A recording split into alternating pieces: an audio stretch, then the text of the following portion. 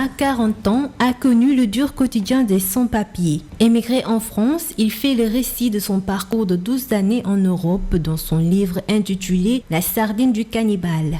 Il l'a par la suite accompagné d'une bande dessinée qu'il appelle Magic Majid, La sardine du cannibale, une œuvre autobiographique parue en février 2015. Pourquoi la BD? Parce que je voulais toucher un autre public, un public plus jeune. Parce qu'en général, les jeunes n'aiment pas trop lire les romans.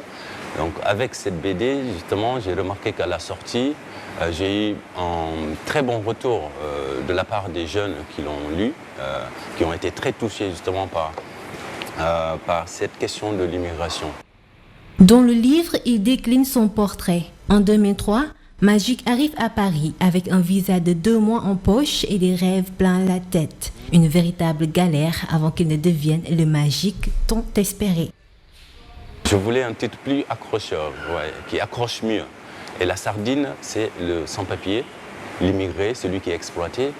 Et le cannibale, justement, c'est tous ces employeurs sans scrupules, les médecins, l'administration française, qui profitent justement de cette petite sardine qui est l'immigré. Sur la BD, le titre de Magic Majid, Magic, c'est le double de Majid, parce que je l'ai écrit de sorte que j'ai créé un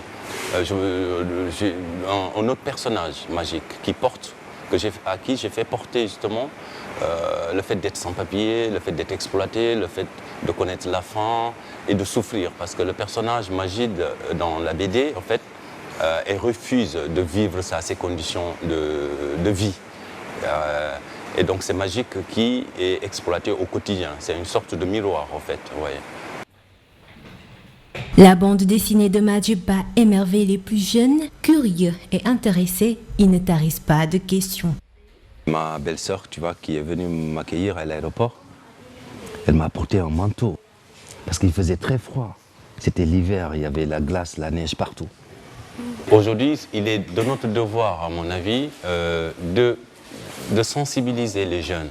Parce que si les jeunes, on leur disait les réalités sur le terrain en Europe aujourd'hui, je pense que beaucoup ne risqueraient pas leur vie à aller justement à tenter l'aventure.